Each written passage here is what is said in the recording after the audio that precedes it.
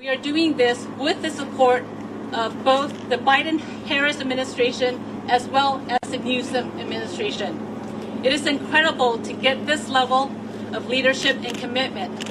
And so I thank Vice President Harris and also Governor Newsom. But our greatest thanks really goes to the contractors and their laborers who have been working so hard and around the clock. And I'd also like to continue to thank the Caltrans District 7 and headquarters teams for their tireless energy and dedication to public service. Lastly, we thank the City of LA and all Angelenos for their patience during this time. And so with that, I bring you Mayor Karen Bass.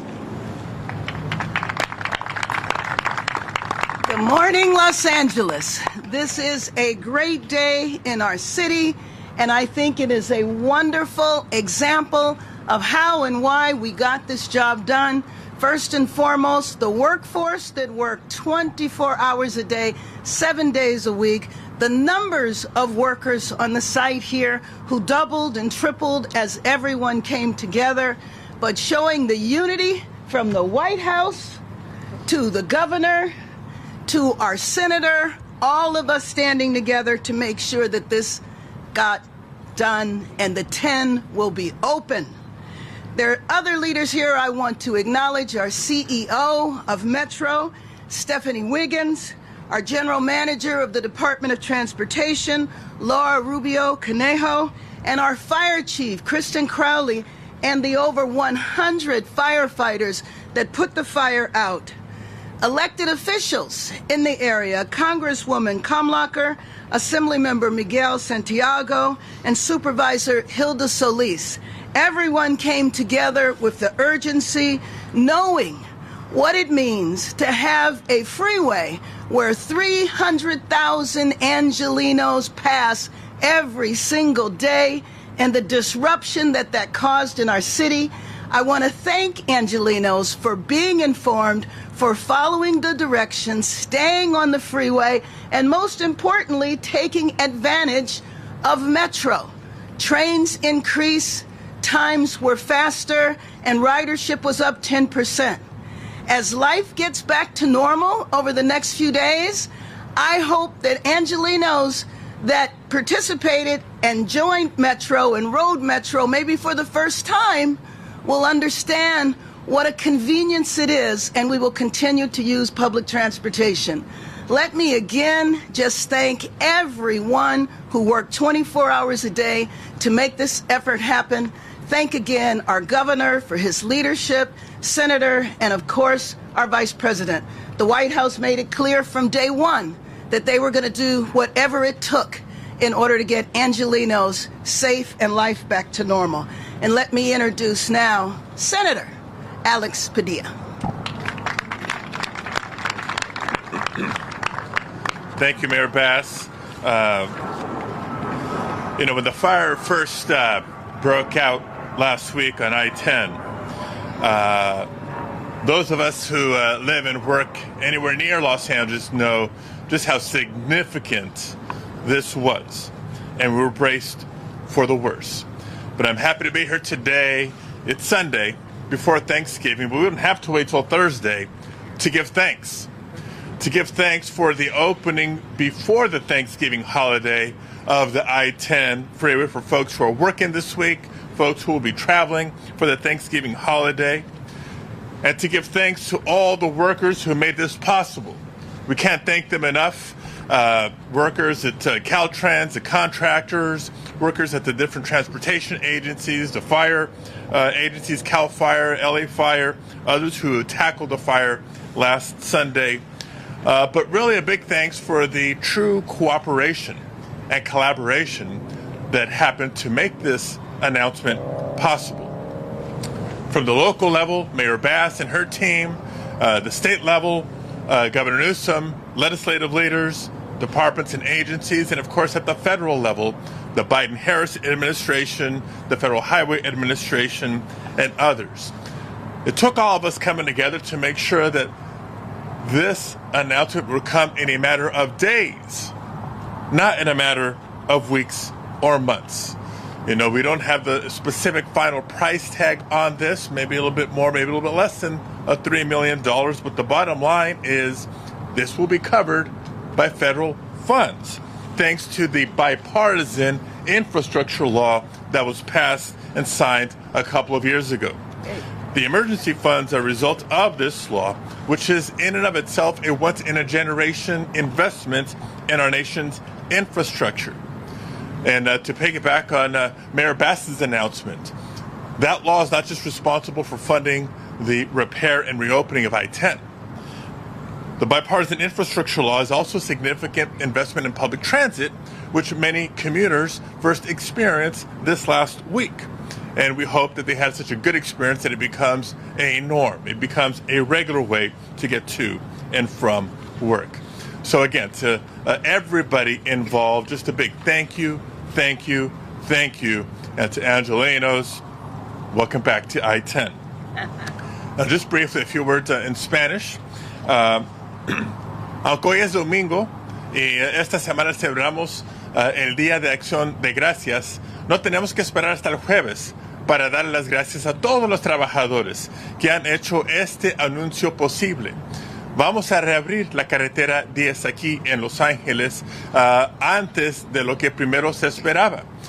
Estamos reabriendo no después de meses de construcción, no solo después de semanas de trabajo, sino días. En una semana se pudo reparar esta carretera en una manera segura para reabrir para todos los angelinos que trabajan, que utilizan esta carretera para llegar a donde van y que van a utilizar esta carretera para visitar a familiares y amistades este jueves para celebrar el Día de Acción de Gracias. Y solo fue posible por el liderazgo y colaboración de todas los líderes y las agencias involucradas a nivel federal, inclusive el apoyo de la administración Biden-Harris a nivel estatal, especialmente la oficina del gobernador Newsom, y a nivel local, gracias al apoyo y participación del alcalde Karen Bass. And with that, let me introduce our quarterback this last week, our governor, Gavin Newsom. Thank you, Senator. Thank you, Senator. Thank you is the operative word. I'll be expressing a great deal of thanks. But first, let me just thank all of you, and I mean all the Angelenos out there that have had to suffer through the last week or so. It was a week or so ago that we were here, not knowing if we would be here at this moment announcing the reopening for 6 more months. We were talking about replacing the structure. We were talking about this historic fire that took out roughly 100 columns, 4 or 5 particularly severely. We were talking about replacing a large portion of this freeway. Fortunately, after the test came back, we were in a position to make a subsequent announcement that it would be a 3 to 5 week period where we would retrofit and we'd shore this up. The good news is there was more good news. And as a consequence, we were able to double down on what we doubled down on previously, working with Griffith, who did an amazing job in the debris removal. They got us 2 or 3 days ahead of schedule, working with security crews and working with our partners locally. We were able to secure the kind of equipment that we needed to get on site to make sure that we were able to complement that with the man hours, woman hours, the labor hours, 10,000 labor hours all told to get us to this point ahead of schedule, 8 days to get this thing open and operational. And that means, if you're doing the math, that this thing opens tonight. It will be fully operational tomorrow. So, ready for the commute. Look, thanks to the team. Gloria and the D7 team, Tokes and our Secretary of Transportation, Tony, the head of Caltrans, Tom, engineers, and Ramon, our chief construction steward, to the incredible crew at Caltrans that worked overtime to make sure this worked, to building constructions unions, to the laborers, to the operating engineers, to the pile drivers, to the teamsters, to the electricians, and yes, to the carpenters that stepped up in every way, shape, or form. This was a union job. and they came in weeks and weeks ahead of schedule. And so you can be assured of one thing: safety first, quality, foundational in this effort. It wasn't just speed that we were after. We wanted to make sure this thing was safe. And after those safety inspections late last night and early this morning, we'll need about 8 or so hours once we all clear off, and we'll get this thing back and operational. The question, of course, for many of you will be, when will we see those permanent fixes secured? That will be over the course of many weeks, maybe a few months, but that won't significantly impact the commute or impact the 5 lanes that are now open in both directions. We will be able to do that with some episodic closures, likely at night, and they'll be for very short periods of time. We'll get that Alameda ramp open as quickly as possible. It's currently closed. It will not be open tomorrow. Lawrence between 10th and 14th Street will need a little bit more time to open up as well. We're mindful of the importance, the imperative of opening up those corridors, particularly for local businesses in the area. But this is a significant and a big day. And what was also significant and big in every way was the support of the federal administration. And I want to, before I introduce the Vice President, brag a little bit on Secretary of Transportation, Pete Buttigieg, who was on the phone within hours of this original incident, to Mitch Landrieu, who was on the phone again this morning, checking in on this announcement, to Administrator Bott, who is once again here with us, who's been on the scene from the early days of this incident, who's been outstanding, to the President, who was in town talking about this just a few days ago and was on the phone well over a week ago checking in on this, and the Vice President, who's been checking in on a consistent and daily basis. You've heard that from Mayor Bass in their conversations, and we're just honored and privileged to have her here at this critical moment as well. Before, again, briefly introduce the Vice President, let me again brag on your mayor. It's all about partnership. It's all about making sure there's seamlessness in terms of the communication and the engagement. That's the only way these things work. And it would not have happened at the speed that it happened without her incredible support. And so on behalf of our team and Ann and my legal team, and yes, shout out to the lawyers that were incredibly instrumental in all of this, I just want to thank you, Madam Mayor, for your extraordinary leadership and support throughout this process. But again, this is a federal jurisdiction. It requires federal support at the highest levels of government. It requires not just passing glances and interest. It requires commitment and requires stewardship and leadership. And that is a good way to describe our partner at the federal level, one of our own. And that makes it a little bit easier for us. And it's my honor to introduce to you the Vice President of the United States, Kamala Harris. Yeah. Thank you, Governor.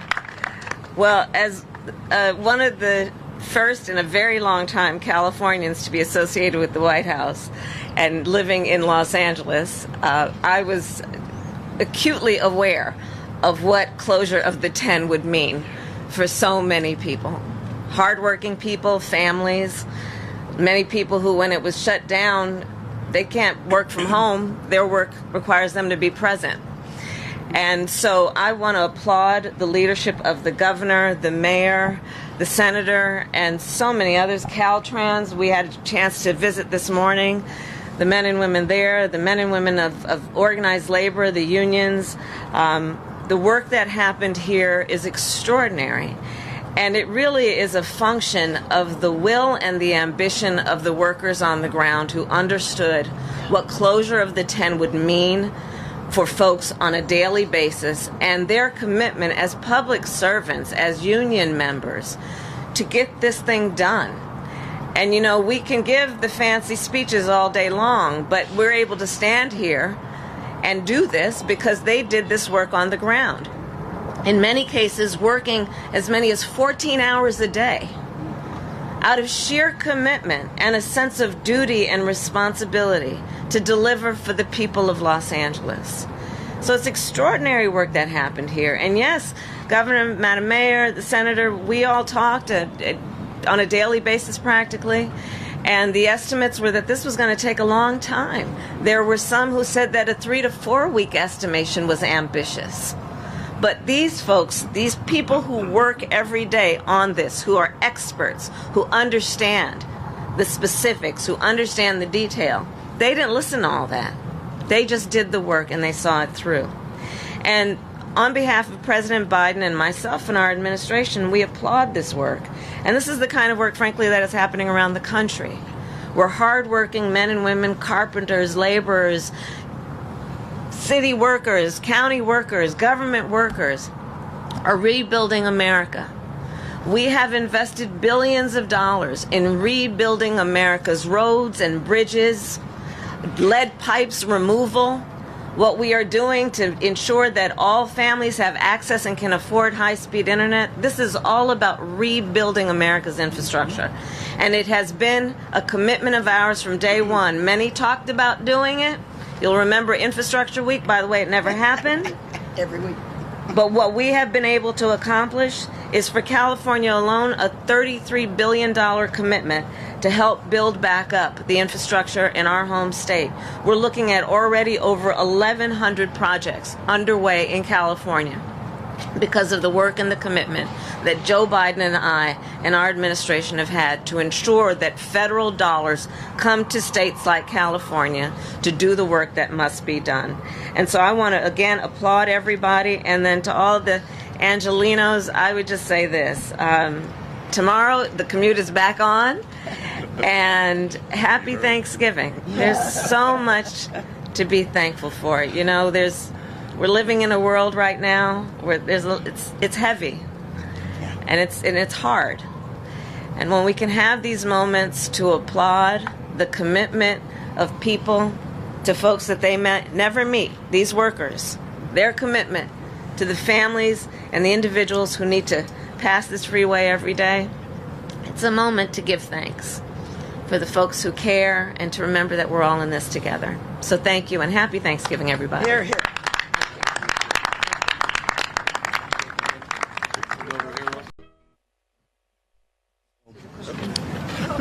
As we said a moment ago, as soon as everything gets cleared off, they'll finish a little bit more of their safety inspections, clear everything up, and we should get cars rolling later this evening. Again, fully open, 5 lanes, both directions, by commute tomorrow morning.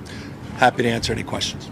Yeah, Governor, can you give us an update on the arson investigation, as well as the push to make sure that other overpass areas where there is storage happening are safe? Yeah, as we mentioned a week ago and a few days ago, we updated you on the investigation on airspace leases throughout the state. High priority airspace leases. That investigation, in partnership with LA Fire Department, with the State Fire Marshal, Caltrans, has been ongoing, and we'll release the results of that as early as Wednesday. We want to get this open first, but we'll have a preliminary analysis of that. Just a quick update on Apex, the lessee that illegally subleased and was in arrears on their rent. Will be in court in January, early February. They had 5 leases. Today, he's in possession. That corporation's in possession of just 1 in Sun Valley. We have taken over, relinquished 3 of the other leases outside of this, and we're securing those sites. But that prioritization in terms of that assessment for air leases broadly will be prioritized with high priority. That investigation we'll present to you Wednesday. The ongoing investigation of air leases across the state will take a little bit more time. And on the arson investigation, we know that there was a photograph release. Is there anything more on that at all, or a suspected motive? Yes, there's the person of interest. The photograph was released. We had a lot of incoming as a consequence of that. That photograph was shown around the world, which is exactly what we intended and hoped for. We still are looking forward to anyone that wishes to come forward with any information around this suspect, this person of interest in this arson investigation. They can call 1-800-468-4408, 468-4408, confidential tip line. We encourage people to do that. Lots have. but I have no more to add beyond the fact that we released that photo and had a lot of interest and a lot of good incoming. Hi, Governor. Alex Michelson from Fox 11 Los Angeles. Obviously, there was a lot of urgency to get this done. Yes. And this is an example of government working in terms of getting it open. What is the lesson learned on this urgency that may be applied to other things like homelessness or other things where we see the entire government come together and say, we're going to do this now? No, I mean, it's intentionality at the end of the day. It's focus, it's commitment and resolve. And it's about dropping everything else and just prioritizing a middle, beginning, and an end. We had a date with destiny in terms of our internal timelines and those that we transparently made public, and we wanted to exceed them. We wanted to beat our own best estimates. And so there was an internal competition of sorts between ourselves and agencies. There's pride in work, pride in product. That pride was reflected in Security Paving and their team and the contract. To your question, the contract that provided time and materials and 21% contingency bonus. We have partnerships, we have federal reimbursements. There are a lot of conditions that are unique and distinctive in an emergency like this, but absolutely those things can be applied more broadly. And this can-do attitude, moving heaven and earth, as we reflected and stated over a week ago, should be brought to bear on a lot of other things. So to me, this is directional. It's a flywheel effect. I think it only bodes well for subsequent work across the spectrum of issues here in this state. But do you understand that frustration why some people say, look, if you can do this for this, why can't we do this for other things? Absolutely. 3,275 encampments have been cleaned up at Caltrans since we announced Clean California. $1.1 billion was set aside, new partnerships. I mean, these are exponentials compared to what we've seen in the past. It's a large state, size of 21 state populations combined. A lot of great things are happening all across the state. You heard the Vice President make that point, all across America. I always say this, you're nothing but a mirror of your consistent thoughts. Whatever you focus on, you'll find more of.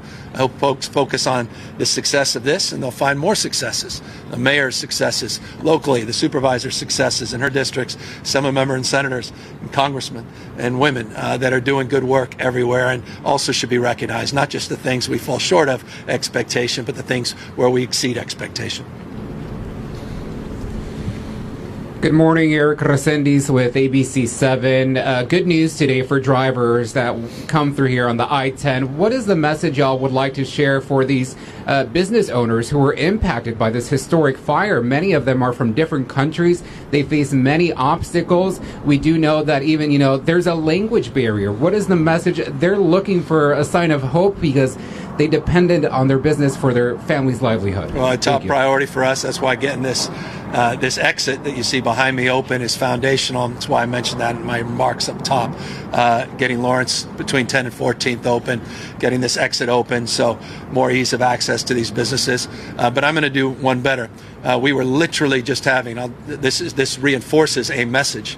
Not only is it top of mind, it was part of the conversation we were having as we walked to this microphone. And I want to just ask Supervisor Solis to come up, who specifically wanted to reinforce this point about the imperative of getting emergency grants and support for these small businessmen and women.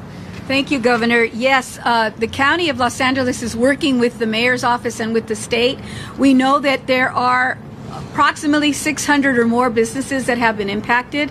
They've either had closure or they lost income during this 8-day period. So we know that we have to gather survey information to see who's suffering what issues and then get verification and then go back out and create that systemic plan that's going to help address those issues, especially to the immigrant and those that don't speak English. Queremos a decir que sí, vamos a estar aquí para ustedes, para dar información si necesitan ayuda financiera de su negocio. Estamos trabajando con el alcalde, Karen Bass, y con el estado, con Governor Newsom y también agencias de los pequeños negocios, SBA, for example, they do have loans available for these kinds of emergencies and disasters. So we're going to be collectively working on that. That's our role as the county. So we are here as a partner with all of you here. And thank you so much, Governor, to the Biden administration, to all the electeds, and to our firefighters, and especially our workers, the carpinteros, todos los que estaban trabajando tan duro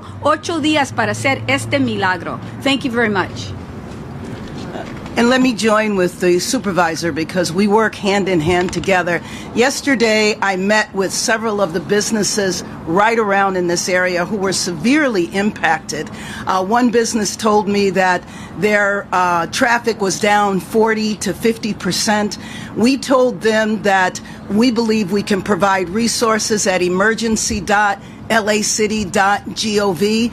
Yesterday, I also spoke to our state insurance commissioner, Ricardo Lara. He is going to be meeting with the businesses soon, but he also talked about that there were possible resources with the Business Interruption Fund. So we know how this has impacted our area. We've surveyed all the businesses, and we will continue working with them until they are whole. Good morning, Bailey Miller here with NBC Los Angeles. Can you provide an exact time of when the 10 freeway will be open this evening? I know many people are anxious, and then of course what people will be seeing over the next few months here on the 10 freeway. I've tried to be, not tried, we've been very transparent and I've been very cautious in that transparency. It'll be open fully for the commute tomorrow morning. It will be open later this evening. I don't want to have you feel misled when you come by and you go, wait, they've opened it tonight. Tonight means tonight. We don't know exactly when, at least 8 hours after we all depart, is the internal conversations we've been having, but it may take a little bit more time. I want to make sure it is safe. I want to make sure everything's ready. The imperative is getting it open for commute tomorrow morning, but it will be open later this evening. And what people will be expecting to see over the next few months here on the 10 freeway? You're going to see a lot more work being done underneath. You're going to be seeing this temporary shoring change to permanent shoring. You're going to be seeing a lot of concrete work that's being done. Some of that concrete work will require episodically during the evening, try to mitigate any impacts to traffic. There may be some closures, modest closures, but you'll see that cosmetic work and some of the substantive work being done. But primarily, what lies underneath will not be felt mostly by commuters whatsoever. Cara Finstrom with Kay Callaghan. Just one more question. Do we have a feel for the overall cost? We talked about $3 million in federal aid. Yeah, I want to be careful about the cost. They're still being assessed. And as you know, we have a cost reimbursement structure. 100% of the costs are reimbursed by the federal government up into the opening, so 8 more hours. So let's get everything we need in. And then it's 91.57%. So it's 90+% reimbursement after the fact. But fortunate to have that kind of reimbursement, that partnership, but it's in the low millions at the moment. But again, we're still assessing those invoices, and as soon as we get them, we'll make them public.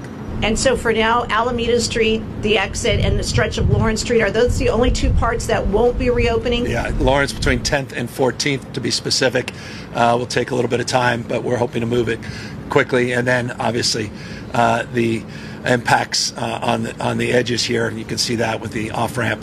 So we're going to have a little bit more time there. But that's the only 2 substantive impacts that are not resolved at the moment. Correct. Okay. Anybody else? Just big. You spent a lot of time here the last week. What's your big takeaway from this experience? Pride. I mean, I'm wearing a pride hat for a reason. I didn't just run in and decide if I should wear a Dodger hat or a Giants hat to come down. That before. Yeah, we've done that before. My Dodger friends here. But pride is, look, it goes to your question. I mean, this is about pride. It's about government getting things done. It's what you'd expect. It's what you should expect every day about everything. I get it. I'm a taxpayer. I just paid my taxes last week.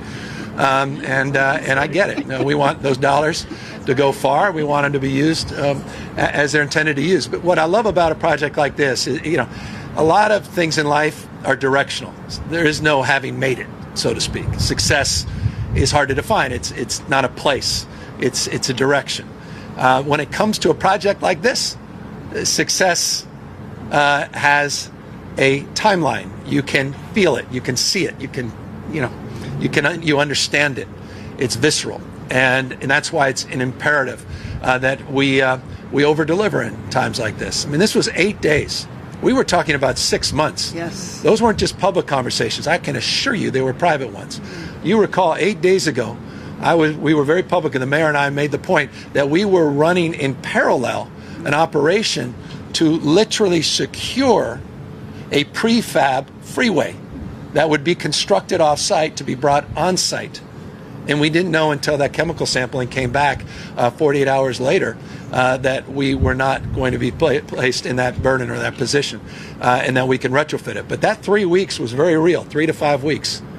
And then everything went our way. We had updates over the course of the last week on some of that shoring work. We were able to use half of the bents that we expected, and we were able to go from 6 to 36 jacks, and we were able to increase by another 30 number of carpenters on site. So the materials and supplies, they all came in. But again, I cannot impress upon you. I know we keep saying it, and don't think it's rote, don't think it's cliched. It's just a damn fact.